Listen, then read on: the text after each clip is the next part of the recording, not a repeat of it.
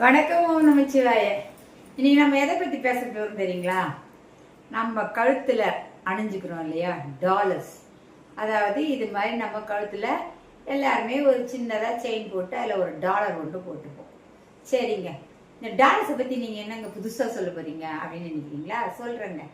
இப்ப ஒரு டாலர் போடுறது எல்லாருக்குமே ஒரு பழக்கமா இருக்கு. அது ஒரு நாகரிகமான செயல். குட்டியா ஒரு செயின் போட்டு ஒரு டாலர் போடுறது அது நல்லதுதான்.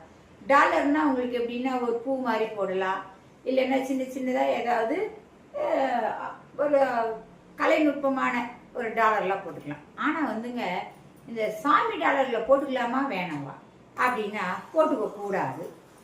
ஏங்க நீங்கள் போட்டுக்கூடாதுன்றீங்க?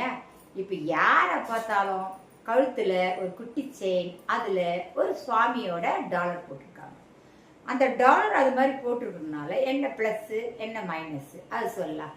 ப்ளஸ்ன்னு பார்த்தீங்கன்னா, உங்கள் கழுத்துலேயே ஒரு சாமி இருக்காரு, அதனால எங்களுக்கு எந்த பயமும் இல்லை, நாங்கள் எப்போ பார்த்தாலும் சாமியோடு இருக்கோம் அப்படின்னு உங்களுடைய மனமானது பாசிட்டிவாக இருக்குது. அதுதான் ப்ளஸ்ஸு.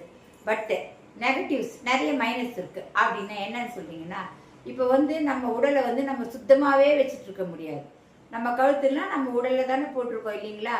அப்படி கழுத்தில் போட்டிருக்கிற ஒரு சுவாமி டாலர் தூய்மையாக இருக்கணும். நம்ம மலை ஜல கழிக்க போகிறோம், அதாவது பாத்ரூம் எல்லாம் யூஸ் பண்ணுறோம், அப்போல்லாம் நம்ம ஒன்றும் அவ்வளோ தூய்மையாக குளிச்சுட்டு வரோம் இல்லை. நெக்ஸ்ட்டு நாம் வேற நம்ம கணவன் மனைவியாக இருக்கிறோம், அந்த மாதிரி டயத்துலலாம் இந்த டாலர் கைட்டு வைக்க முடியுமா? அப்பப்போ கிடையாது. ஸோ இது ஃபேஷன் மாதிரி கழுத்தில் போட்டுக்கிட்டே இருக்கிறாங்க. அந்த மாதிரி போட்டுக்கூடாது. பெண்களாக இருக்கும்போது அந்த 3 நாட்கள் நம்ம அந்த டாலர் நம்ம யூஸ் பண்ணக்கூடாது.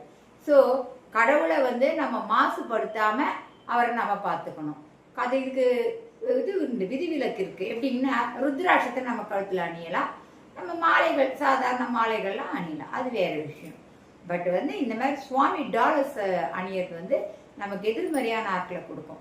ஏன்னா நம்ம ஒரு சுத்தபத்தம் இல்லாம நம்ம சுவாமி டாலர் நம்ம அணிஞ்சிருக்கும் பொழுது அது நமக்கு எதிர்மறையான நெகட்டிவ் தாட்ஸ், நெகட்டிவ் எல்லாம் நம்ம வாழ்க்கையில் நிறைய நடக்கும்.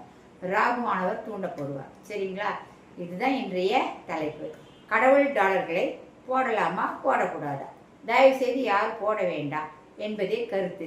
இதில் தப்பு இருந்தால் மன்னிச்சுக்கோங்க. வணக்கம்.